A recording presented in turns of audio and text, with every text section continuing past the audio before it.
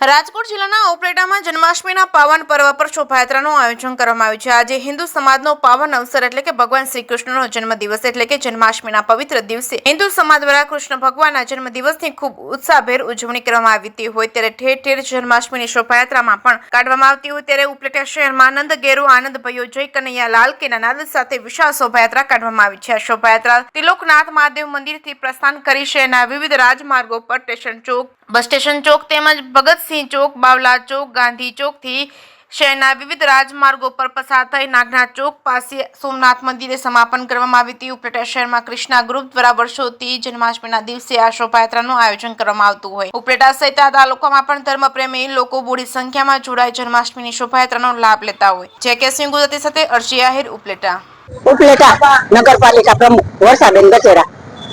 આજે જન્માષ્ટમીના દિવસે આજે ખૂબ જ અમને આનંદ આવ્યો છે। આજે ત્રિલોકનાથ મંદિરે અમે પૂજા કરી અને કૃષ્ણ ભગવાન અને રાધાજીની સાથે અમે નીકળ્યા। બહુ જ અમને મજા આવી આજે આ રથયાત્રામાં। આજે અમે ત્રિલોકનાથ થી બસ સ્ટેન્ડ ચોક ગયા, બસ સ્ટેન્ડ ચોક થી ભગવતસિંહ ચોક ગયા, ભગવતસિંહ થી ગાંધી ચોક, ગાંધી ચોક થી અમે અહીંયા નાગનાથ ગેટ પાસે આવ્યા, ત્યાં અમે રથયાત્રા પૂરી કરી। બધા જ ઉપલેટાના જ્ઞાતિના લોકો અમારી સાથે જોડાણા। ખૂબ જ મોટી સંખ્યામાં વડીલો, લેડીઝ, જેન્ટ્સ, બાળકો બધાને ખૂબ જ આનંદ આવ્યો અને મટકી ફોડનો અમને કાર્યક્રમ રાખ્યો હતો। હાથી ઘોડા પાલકી જય કનૈયા લાલ કી, હાથી ઘોડા પાલકી જય કનૈયા લાલ કી।